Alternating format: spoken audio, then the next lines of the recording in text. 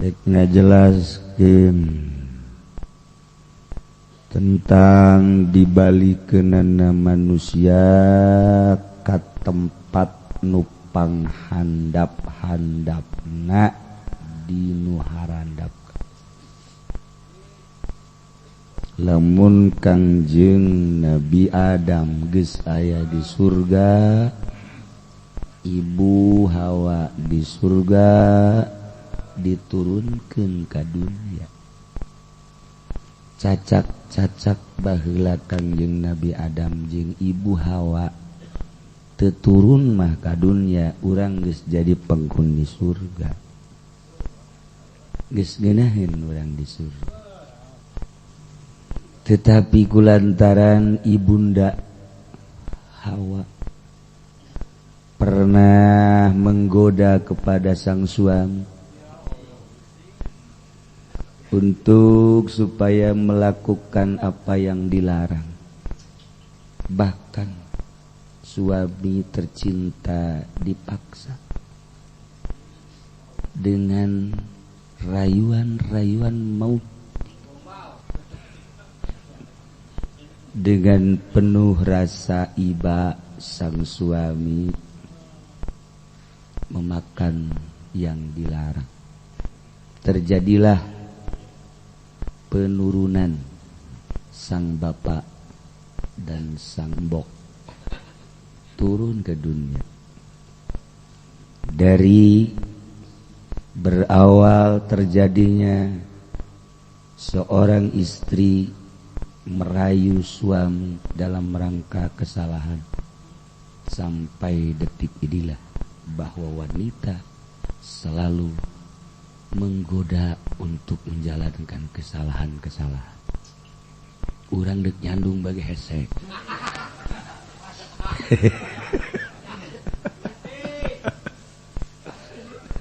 Gak goda bae awewe sebab baheula ge kos kitu. Jadi geus ayat ti baheulana awewe. Urang lamun hayang jadi jelema gede ulah waka perang di medan laga, awewe bae perangan. Salamet urang perang jeung pamajikan jadi wali urang. Emang teu hese kitu perang jeung pamajikan. Perang sana.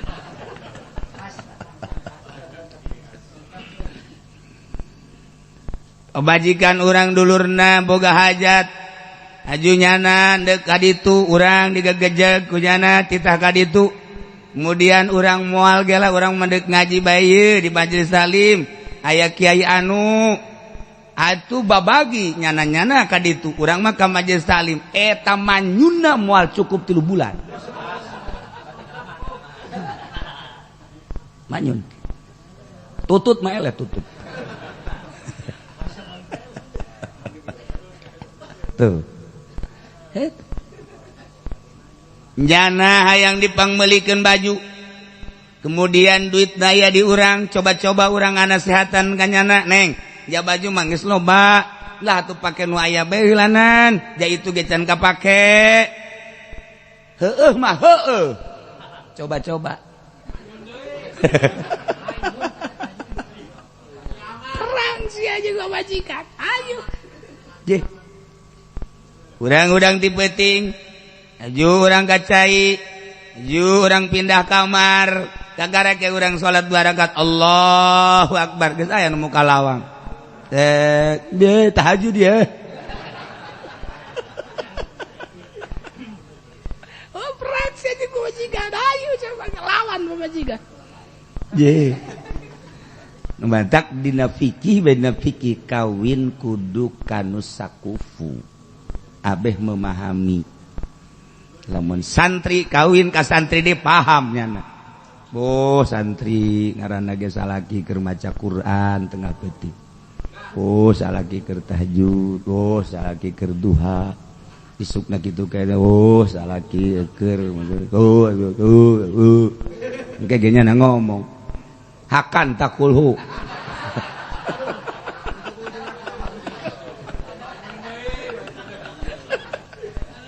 Ji sakit tuh sakupu kau batu sakupu. Kau mata kandas ujar. Tah, ieu keur carita Kangjeng Nabi Adam. Tapi lamun teu kitu perjuangan. Perjuangan. Urang boga pamajikan deuk kumaha ge seuri bae keong bae. Eueuh ka urang nyemangatkeun naon? Malik bosen deui. Malik bosen deui. Gairah hirup teh gairah. Urang ngaringkuk bae sugan Noel henteu. Urang teu beka masjid sugan nanya henteu. Deuk kumaha ge cicing bae. Tungtungna kan urang aing neangan deui lah. Pernah memang anu bisa menyemangatkan batin. Kau yang serba salah. Aing ngomong baik, pajar. Aing cicing baik, pajar. Oh ujung-ujung nama eleh engke ku cinta urang. Jadi cinta teh bakal ngelehkeun sagala rupa nu aya di nyana. Sanajan jore kadeuna geulis. Jadi tingkahnya najore teh ku cinta mah beat. Mandak fankihu ma tabalakum minan nisa'i masna wa thulatha wa ruba. Wa min ayatihi an khalaqa lakum min anfusikum litaskunu ilaiha wa ja'ala bainakum mawaddatan wa rahmah. Timbul tina cinta jeung rahmat salah sagede kumaha salahna tetep urang deudeuh bae. Sakinah. Tenang. Neng, duit kakak jauh di kantor cokot. Waduh, sebenarnya cokot lah ngan 2 juta. Orang henek mah henek, tapi kan waduh sekali diberes senyum neta. 2 juta teh leutik perasaan. Isuk nama lain cokot kabeh neng.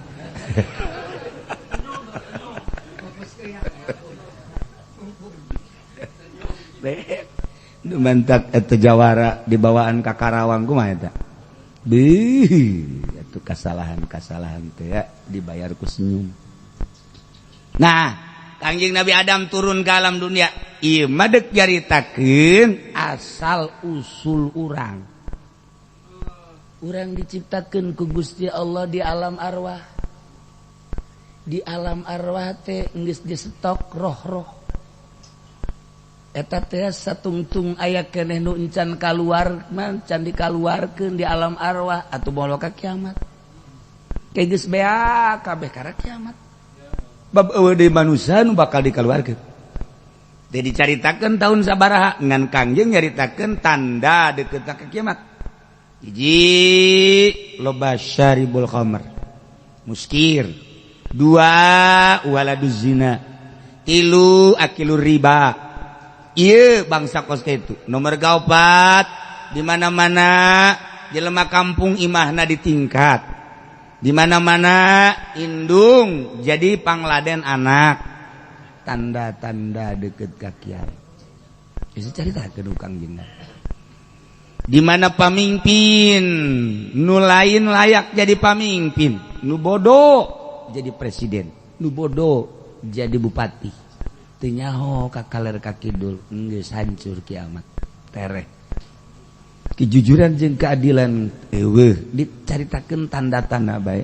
Al-Qur'an cuma sekedar bahasa jeung nama. Dipake mah henteu. Ujung-ujungna tek Al-Qur'an ge eueuh kan. Nu mantak dieuweukeun ku Allah geus eueuh nu maca Qur'an ieu. Ulah kaget lamun Kangjeng Nabi nyaritakeun engke di akhir tek Al-Qur'anul Karim teh urang muka Qur'an teh emang geus teu dibaraca ieu. Ulah kaget. Geus teu dibaraca Qur'an teh dipake lalagaan.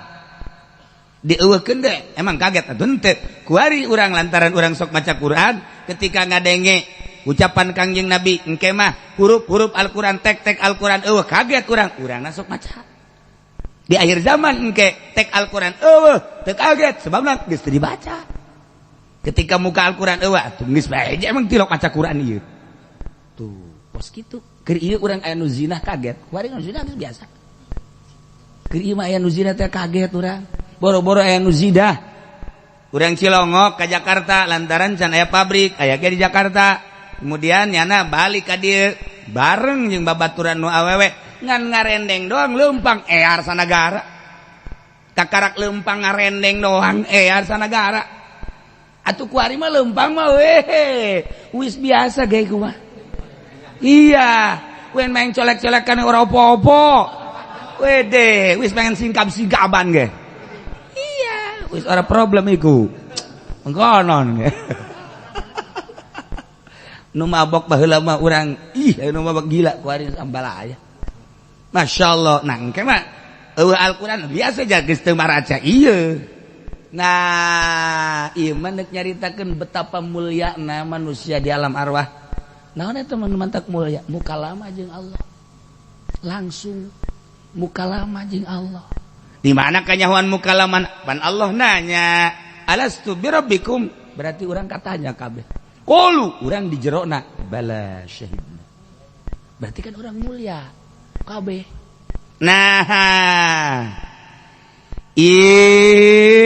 roh begitu Allah ngadamel ruhal qudsi anu aya fi ahsani taqwim dina bentuk makhluk manusia ahsani taqwim wattini wazzaituni wa turi sinin wa hadzal laqad khalaqnal insana fi ahsani taqwim.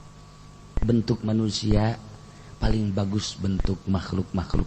Bandingkeun manusia jeung kuda, bandingkeun manusia jeung kebo, bandingkeun manusia jeung monyet.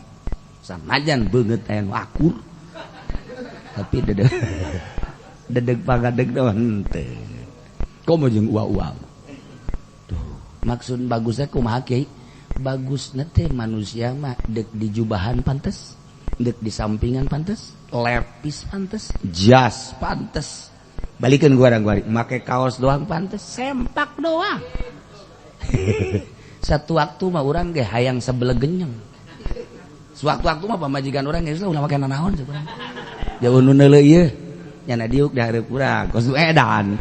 Neuleukeun nyana we nanaonan coba ieu. Sia lagi isineun. Ya diuk sia di dinya kurang dideuleuh tukangna hareupna. Cak pamajikan ulah dideuleukeun mun dipake. Lain deuleueun caknya pakeun. Ieu kan alam teh aya alam lahut, aya alam jabarut, aya alam mulki. Urang makan eta teh agan dibaca dong ari bulan Ramadan. Tas taraweh. Subhana malikil kudus, subhana malikil mawjud, subhana dzil mulki wal malakut. Subhana dzil izzati wal azamati wal qudrati wal haibati wal sultani wal jalali wal jamali wal kamali wal kibriyai wal jabarut. Subhana dzil hayyul qayyumil ladzi la yanamu wa la yamut. Cuma kadang-kadang mut-mutna doang. Tah, ieu kan alam jabarut, malakut. Nah ieu alam dijelas-jelaskeun. Eta teh aya alam lahut, aya alam jabarut, aya alam malakut. Alam. Urang lamun ngaji toriko, urang bakal dibere penjelasan tentang alam. Kulantaran ieu mangan sakadar metode penjelasan batin, lain ngadidik tentang cara-cara membersihkan lain. Maka ieu mangan sakadar nyaritakeun ti alam lahut ka alam jabarut ka alam malakut geus sakur sakitu. Alam jabarut, alam lahut, alam anu urang makhluk anu nyaho. Di alam arwah anu nyaho teh kabeh. Alam lahut ngaranna.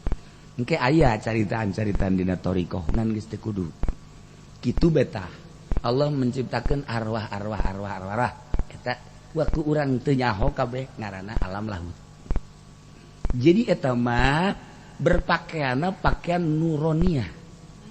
Jadi cahaya Allah. Jadi di alam lahut pakaianna pakaian nuroniyah.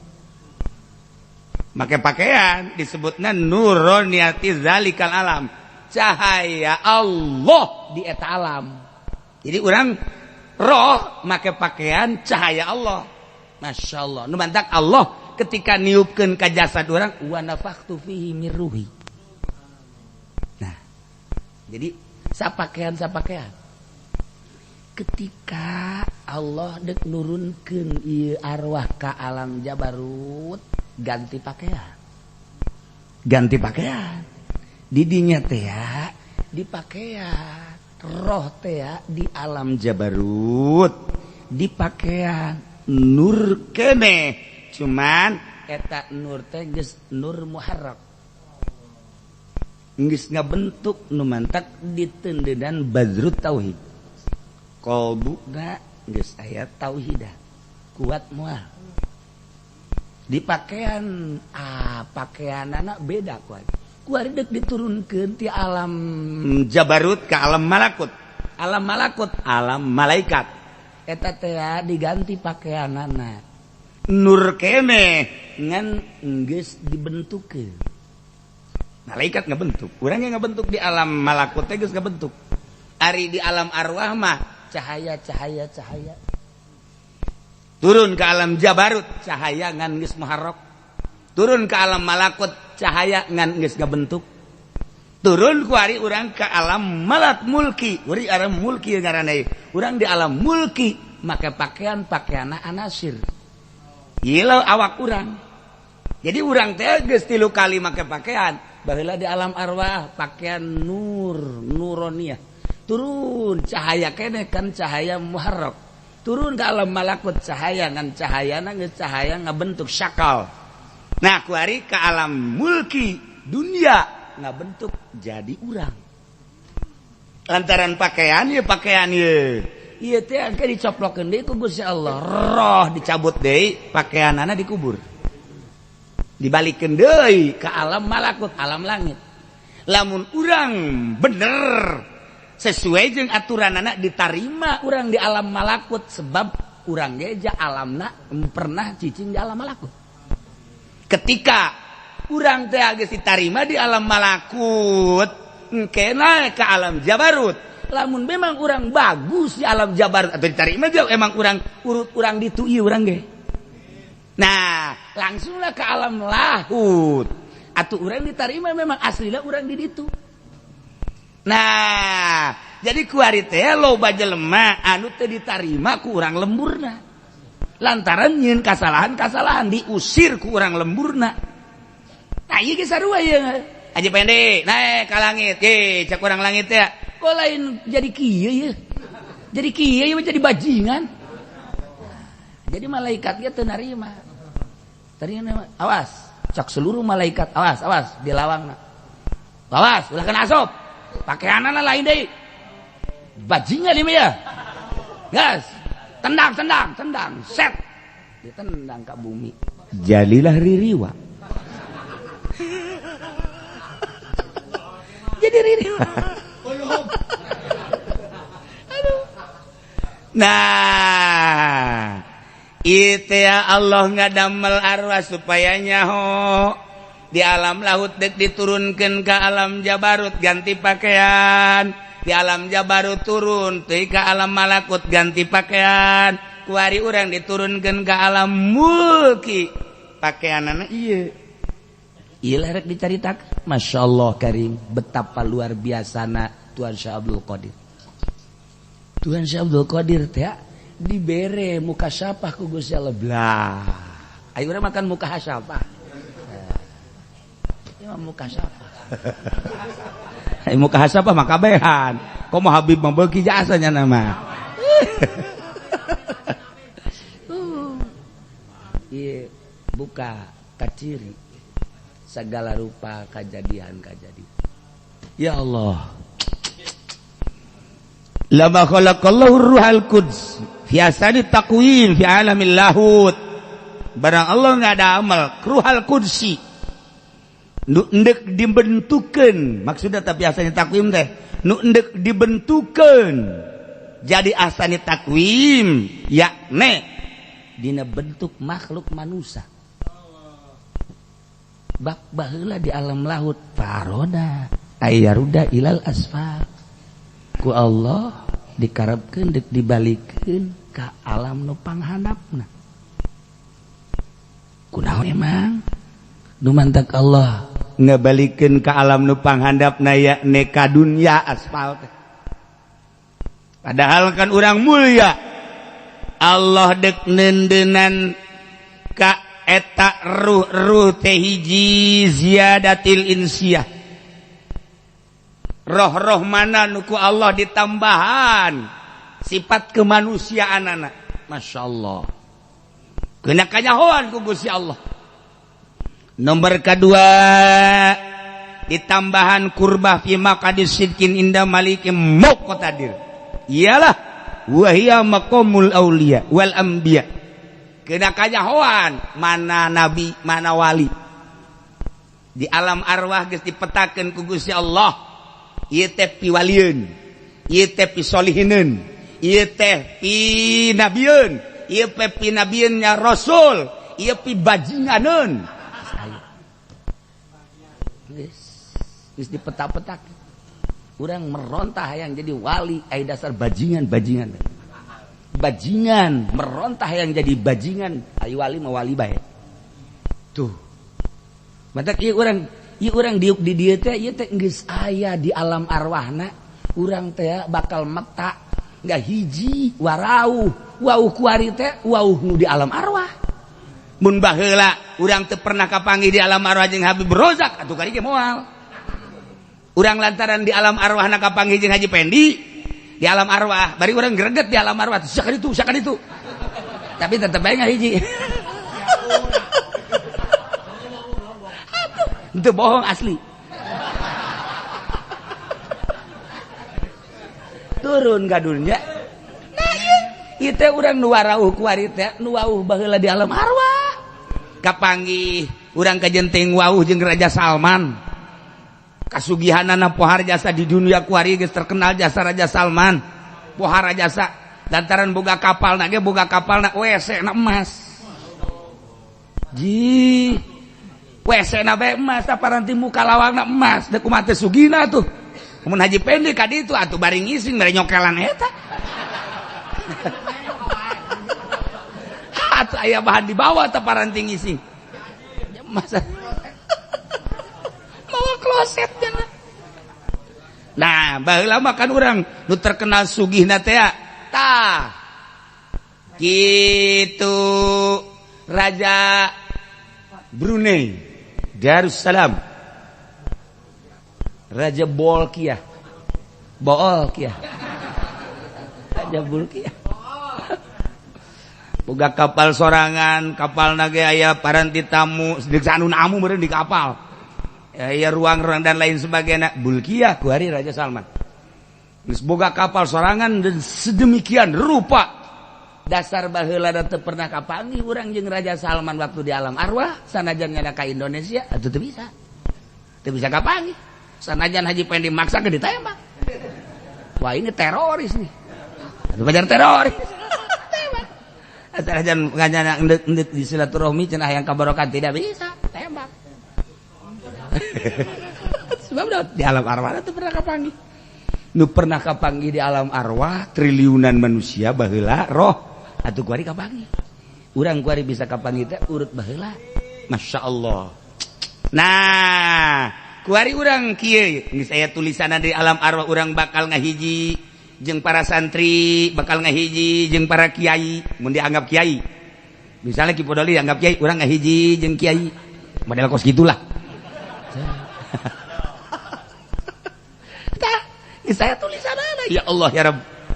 Nah, ieu teh kieu deh. Allah deuk nurunkeun roh ka alam asfalis safilin supaya kanyahoan ieu ziyadatil insiyah, tambah sifat kemanusiaanan. Di samping eta supaya kanyahoan mana nu jadi bajingan-bajingan, mana nu jadi perusak-perusak. Begitu beraka alam dunia kanyahoan si anu soleh, si anu wali, si anu adil, si anu teu adil, si anu perusak, si anu kanyahoan.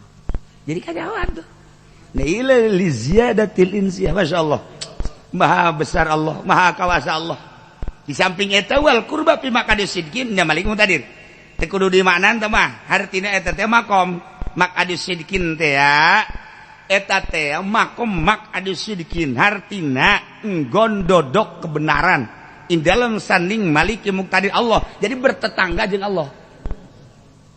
Kan Haji Pendi mah tatanggana boro-boro jeung Allah atuh jeung camat ge tilok. Nya mah tatangga teh apang jeung tuh. Aya kapanggih jeung Habib Rozak pan nya mah. Aduh ya Allah ya Rabb. Nah, iyalah supaya kayahoan sebab eta kurbah teh ya maqamul aulia wal anbiya. Urang nyaho dengan cerita Nabi Adam, cerita Nabi Idris, cerita Nabi Nuh, cerita Nabi Hud, cerita Nabi Ibrahim, cerita Nabi Musa, cerita Nabi Isa, cerita Nabi urang di samping eta urang iman. Nah, kan kanyahoan tah mun urang henteu diturunkeun ka dunya moal kanyahoan. Mun urang teh diturunkeun ka alam dunya moal kanyahoan Tuan Abdul Qadir wali, Abu Hasan Asy-Syadzili wali, Imam Asy'ari wali, kemudian atuh wali sanga dan lain-lain sebagainya. Moal nyaho urang sebab kabeh aya di ditu. Dengan diturunkeun set nyaho urang, oh si anu mah wali.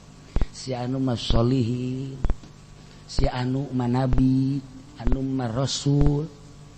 Nyaho tah urang. Tah, iyalah Allah ngarepkeun ngabalikeun ka alam asfalis safilin li ziyadatil insya wal qurbah imaka disidqin da maliki muqtadir yakni maqam auliya wal anbiya. Maka paraddahu awalan Allah nurunkeun yakni ngabalikeun pertama henteu langsung ti alam lahut ke alam dunia henteu. Sababarahan ayeuna teh turun heula ka alam jabarut. Awalan ila alamil jabarut. Didinya wa ma'ahu badrut tauhid. Jadi alam eta nur cuman geus muharram. Didinya mulai ditendenan tauhid. Set ditenden di qalbu. Tek coba cak Allah bisaeun henteu nyana balik deui ka lembur asli. Salamet henteu nyana dibawa ka lembur nu asli balik deui ka lembur aslina. Ayeuna fauda'a fihi fauda'a Allah nitipkeun kana badrut tauhid min nuroniyati zalikal alam tina sifat cahaya eta alam. Maka wa albasa minhu kiswatan dipakaian kiswah pakaian alam jabarut. Urang ge kan gua di pakaian SD kos gitu, pakaian SMP kos gitu, pakaian polisi kos gitu, pakaian TNI kos gitu. Sapakaian pakaian calo kos gitu. Sapakaian PNS kos gitu, bupati kos gitu, gubernur kos gitu, kiai kos gitu. Ya sapakaian. Jadi urang ge kuari teh gajawan pakaian dia. Haju aya istilah-istilah deui. Arab kos gitu pakaianna. Persia kos gitu, India kos gitu, jubah, namun jubah Arab kos gitu, tapi jubah India mah kaluhur teu kahandap teu sedeng kos gitu. Nya eta India. Kemudian lamun Suriah kos awewe nya nama dibelah di sisina, eta Suriah atawa kitu Maroko. Ngan ai Suriah mah dibelah di sisi cuman eueuh kaluhuran, ai Maroko mah dibelah di sisi ngan aya ka dieu cubluk. Atuh kan beda-beda sa istilah, sapakaian. Nih Indonesia mah tuh pakai anak lamun ka batik Solo, Jogja, batik Jogja. Tuh. Tadi kan sabatik Indonesia Jakarta. Atuh pakai anak kos gitu ala Jakarta. Nya nama disebutna pakaian Jakarta mah gitu, pakaian Jawara. Sebab hideung samping bae dikadiekeun. Eta pakaian Jakarta. Banten, aya iketna kos gitu kene ngan make iket Banten. Tuh. Eta kan sabudaya aya pakaian-pakaianana salembur-salemburna aya pakaian-pakaianana. Masya Allah. Urang ke Bandung aya bae kebaya Bandung. Ya Allah ya Rabb. Nah, urang ka Tangerang ke Jakarta, Tangerang rongres. Urang do dekat itu ke Baduy. Ya kos gitu lah Baduy. Kos Habib Rozak Baduy.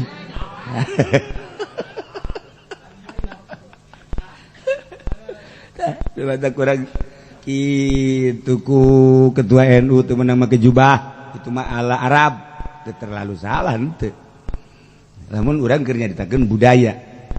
Ketua NU menganjurkan tidak usah pakai itu ala Arab saking bencina meureunanan jeung aya unsur politis. Padahal mah kan Kangjeng Nabi nita tentang urusanana. Kemudian dilarang berjenggot. Nah, padahal mah Kangjeng Nabi kan nita janggot mah. Aturan mah disaring-saring, sanajan benci ke golongan sesuatu golongan, tapi ieu kan di jerona aya perintah Kangjeng Nabi. Ulah atuh anu bertentangan jeung perintah Kangjeng Nabi mah. Nah, dirinya nah urang teu satujuna. Ayeuna teh nyana-nyana urang-urang. Tetep bae urang make gamis-gamis bae. Titah ku Kangjeng Nabi. Titik beres. Urusan jenggot sanajan 5 jenggotan bae geus. Cenah mah tambah lain jenggot tambah akar huntu. No problem. Geus kaca urusan Kangjeng Nabi bae urang mah. Nanti ciri kelaki-lakian masalah guys. Nah, ayo bagaimana mah asal aya parentah sanajan saeutik dipake. Dipake geus bae. Ieu jang ulah eleh sumpah teh. Ulah eleh sumpah teh. Sadajan ketua NU ngalarang berjenggot, ngalarang make gamis. Emang aing nurut ka nyana, leuwih nurutan ka Kangjeng aing mah. Beres nih sakitu dan. Atuh jangan ngarusak budaya. Lah, sepira budaya. Aing mah pejabat lain. Saya enten teh aing mah teh deuk ka Kangjeng Nabi bae. Sebab Kangjeng Nabi resepkeun ka umatna nu make komis.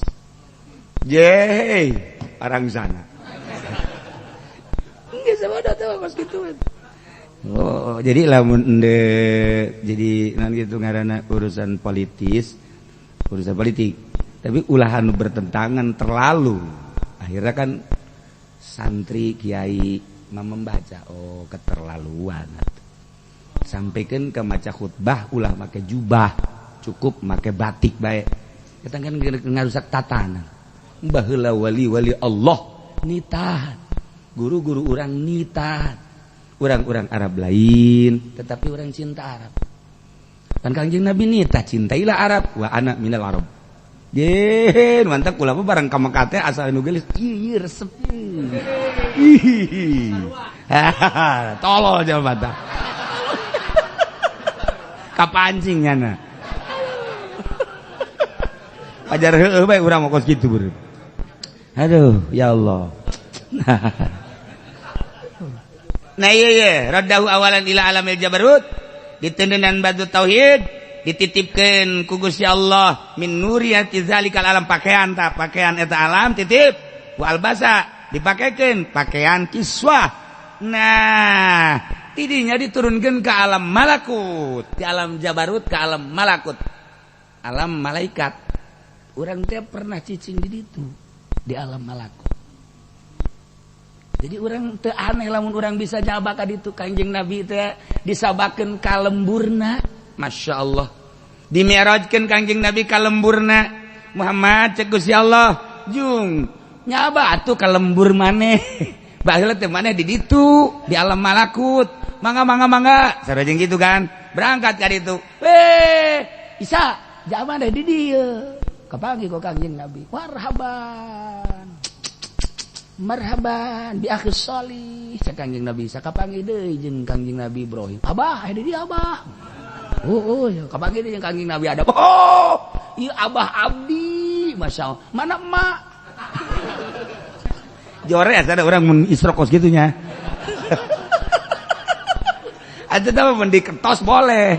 Abah geus kebal di dieu. Ai emak mana emak? Menye urang dongeng Mi'raj kos kitu.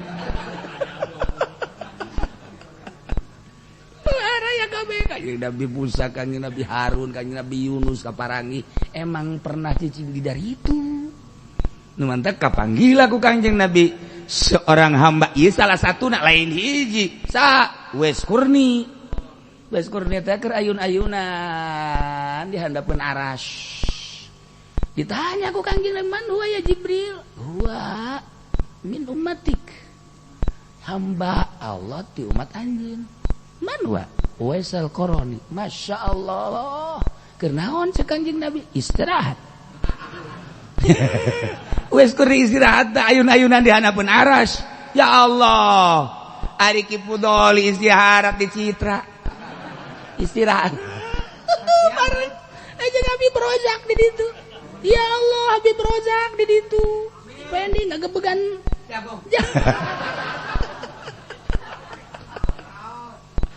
Gusti Allah doa.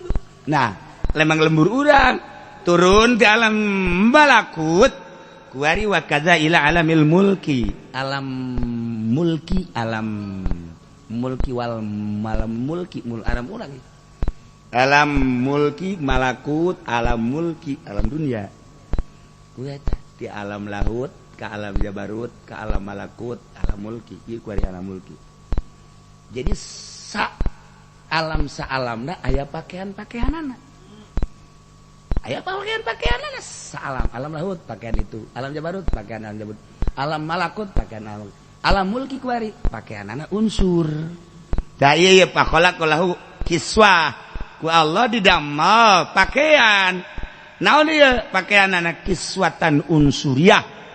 Unsurna unsur ard tanah, unsur ma'u cai, unsur hawa hawa, unsur kitu unsur nar disebut anasirul arba'ah. Urang teh terbuat tina anasirul arba'ah. Urang butuh tanah, urang butuh cai, urang butuh hawa, urang butuh seuneu sebab urang tercipta tina anasirul arba'ah. Kunaon make pakaian eta? Ih li alayah tariqo bihi alamul mulki. Yakni hadzal jasad al kasif. Lamun urang teu dipakaian eta kabeulem. Sebab alam itu mah alam cahaya. Jadi urang teh supaya diredam ditendenan pakaian ku anasir. Sementak lamun urang masih kene peduli tentang anasir, atuh urang teh moal bisa nyaba ka alam itu. Kudu dicoplokkeun heula anasir. Dicoplokkeun heula anasir. Urang teh ulah butuh kana taneuh, ulah butuh kana cai, ulah butuh kana seuneu, ulah butuh kana hawa. Urang teh geus ditapaan diriabohan ku urang teh. Berarti urang nyoplokkeun ieu atuh urang balik deui bisa urang hiber ka alam nu asli. Balik deui ka ditu. Kuari mah urang datang kikian bae. Da ka mana si Haji Pendi? Hayang ka alam itu sakana. Hayang hiber sakana hayang itu. Heh. Cak incuna teh abah gila sekarang.